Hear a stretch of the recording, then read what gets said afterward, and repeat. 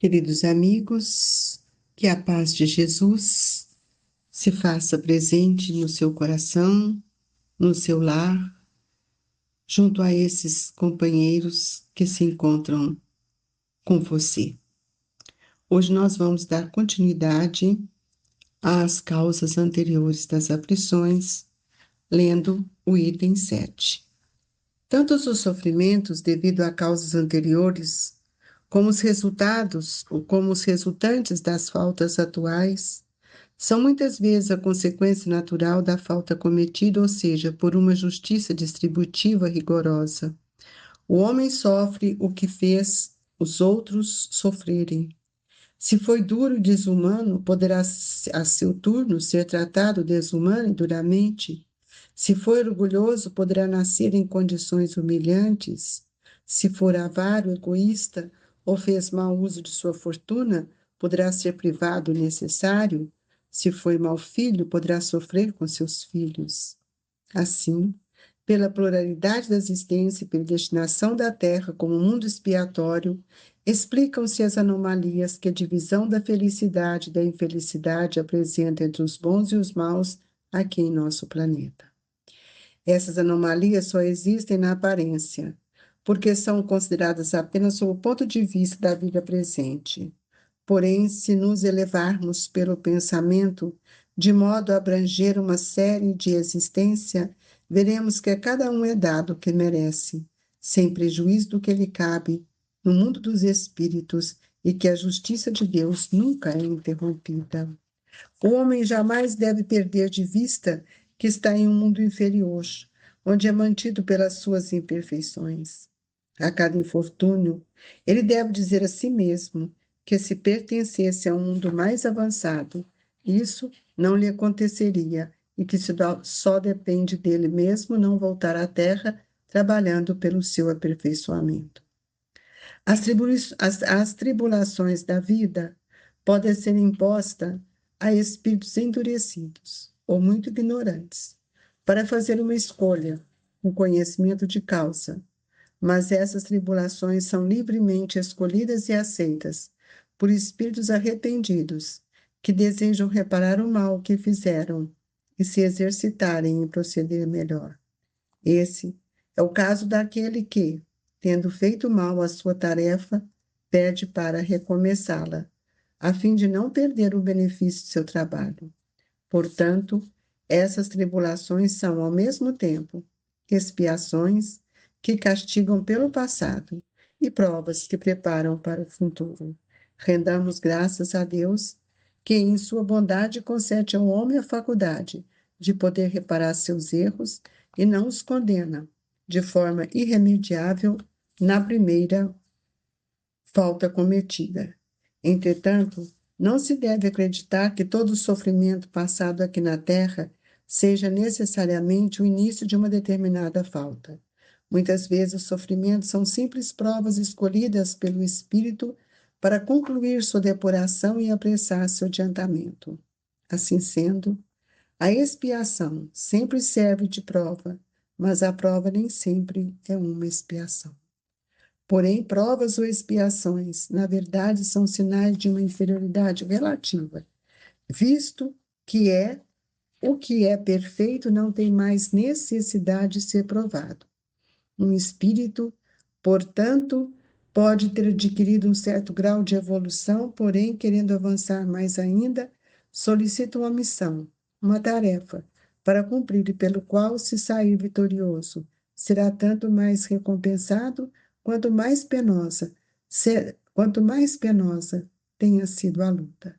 Trata-se mais especialmente dessas pessoas com instintos naturalmente bons, de alma elevada, com nobres sentimentos inatos, que parecem não ter trazido nada de mal de suas existências anteriores e que sofrem as maiores dores com uma resignação cristã, pedindo a Deus para suportá-las sem se queixarem.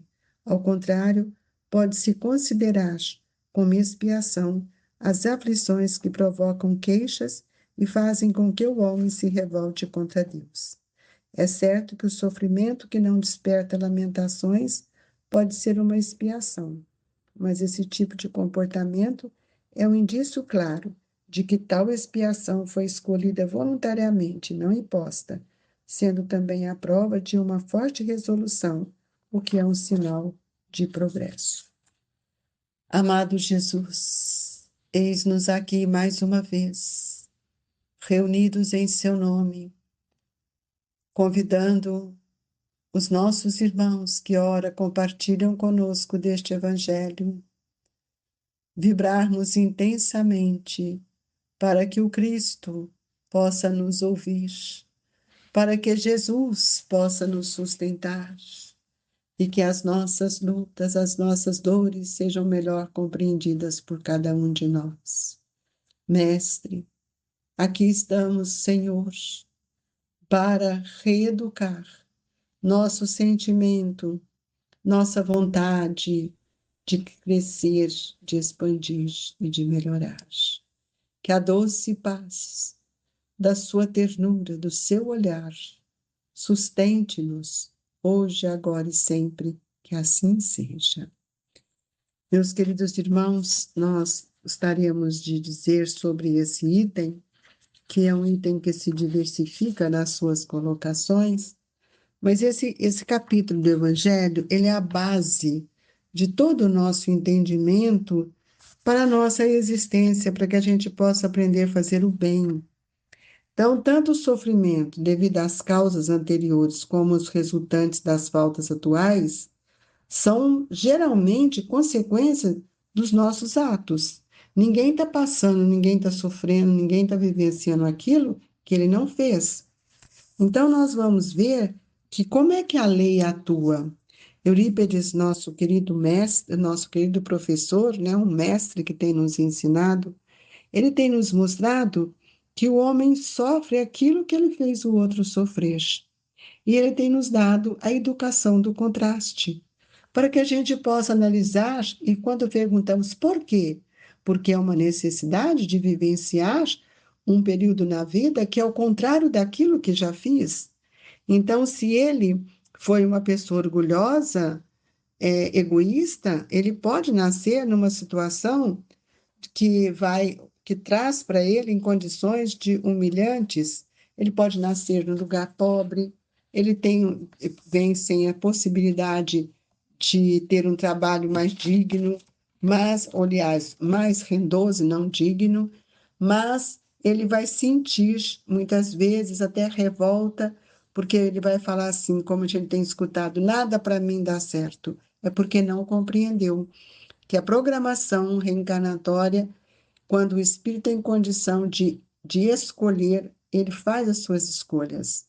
E quando ele não tem, ele é então convidado a vivenciar aquilo que a lei lhe permite, que são as situações provacionais e são também as situações expiatórias.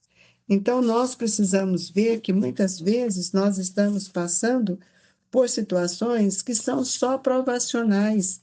Mas como nós não aceitamos, nós achamos que tudo isso é uma expiação. E não é. Muitas vezes os sofrimentos são simples provas escolhidas por nós mesmos, para que a gente possa modificar a estrutura mental e perispiritual, drenando as energias doentias que estão no nosso perispírito. E nós podemos ver que as provas, quando elas são compreendidas, elas são aceitas e nós transformamos isso num processo de educação.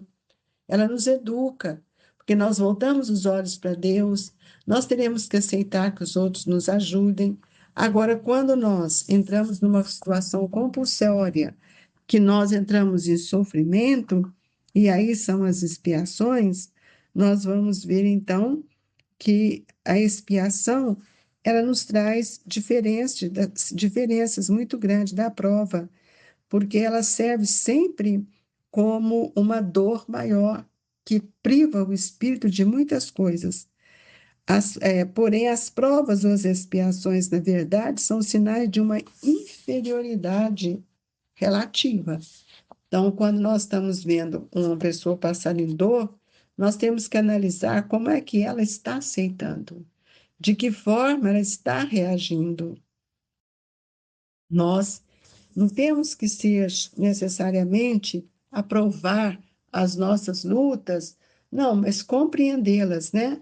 Então, quanto mais evoluído o espírito, ele não tem necessidade de passar por essas provas e nem por essas expiações. À medida que ele vai evoluindo, ele vai deixando para trás os seus sentimentos doentes.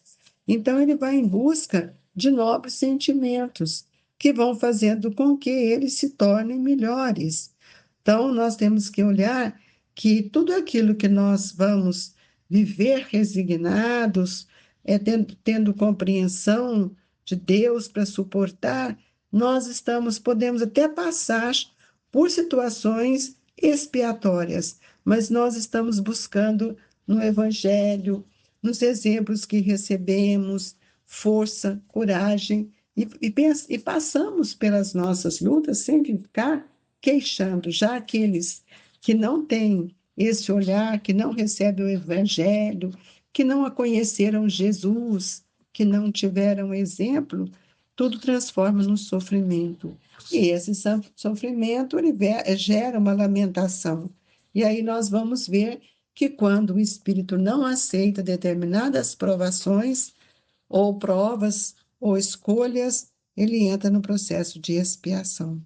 E aí nós vamos ver que essa expiação, muitas vezes, se ela foi escolhida, ela é voluntariamente uma situação que o espírito pediu porque ele teve lucidez, porque ele viu que errou tanto.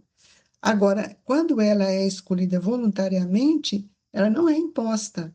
Então, não sendo imposta, ela também pode se transformar numa prova, e essa prova pode lhe ajudar a caminhar dentro de um progresso. Agora, nós temos outros espíritos que eles aspiram a uma felicidade, mas eles querem uma felicidade sem mescla, uma felicidade que não lhes permite avançar justamente pelos seus atos. Então, é muito importante que as provações da vida sejam compreendidas para que elas sejam suportadas.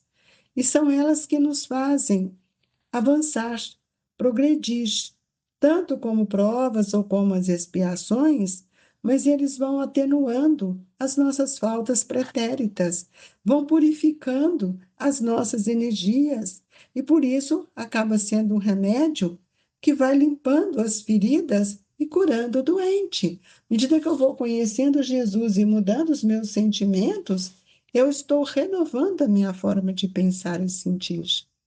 Então, quanto mais grave é o mal, mais enérgico deve ser o remédio. Então, quanto mais grave são os atos que fiz no passado, eu vou ter que ter um remédio mais amargo. Com certeza, eu terei que espiar de forma diferente.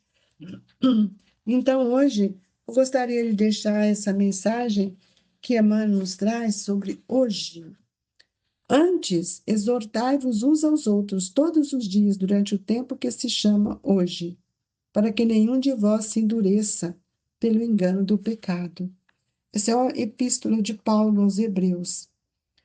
E aí ele vai nos mostrar que o conselho da exortação recíproca indica que pelo apóstolo que requisita bastante reflexão para que se não estabeleça guarida em certas dúvidas. Por que criarmos dúvidas nessa existência se nós temos a verdade à nossa disposição? E ele nos diz: salientemos que Paulo imprime singular importância ao tempo que se chama hoje, destacando a necessidade de valorizar os recursos em movimento pela nossa possibilidade no dia que passa. Hoje é um dia extremamente importante, não é hoje o dia de hoje, né? Não é hoje que nós estamos falando do dia 25 de maio, não é isso. Hoje, a atual reencarnação. Então, nós temos que acreditar que muitos que para aconselhar os irmãos necessitam falar, sempre para transformar em discutidores contumazes, mas que eles possam transformar, reconhecer que cada advertência é uma palavra que vai retirá-lo desse vazio existencial que muitas vezes fica no seu coração. Então, quando nós estamos encarnados em busca de uma edificação espiritual, é que nós vamos ver o que Kardec nos diz, o que Emmanuel nos disse quando ele fala assim: ó, exortai-vos uns aos outros. Representa um apelo mais importante que um simples chamamento aos duelos verbais. Convites e conselhos transparecem com mais força do exemplo de cada um. Todo aquele que vive na prática real dos princípios nobres a que se devotou no mundo que cumpre zelosamente os deveres contraídos e que demonstre o bem sinceramente, está exortando os irmãos em humanidade ao caminho de elevação.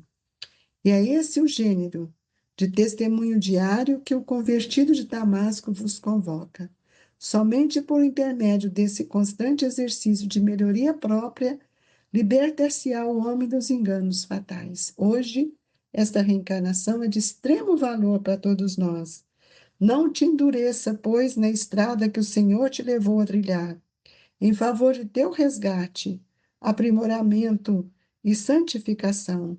Recorda a importância do tempo que se chama hoje, porque hoje é a oportunidade que estou tendo de resgatar o passado e iluminar o futuro, e que cada um possa refletir e pensar nesta reencarnação, mas acima de tudo nas oportunidades que vem recebendo.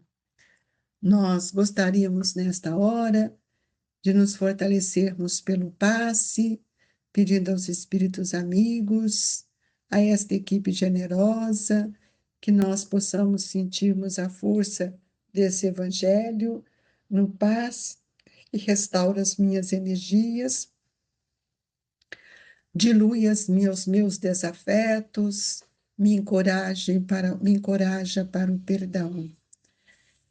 Que a água seja fluidificada como medicamento importante para todos nós.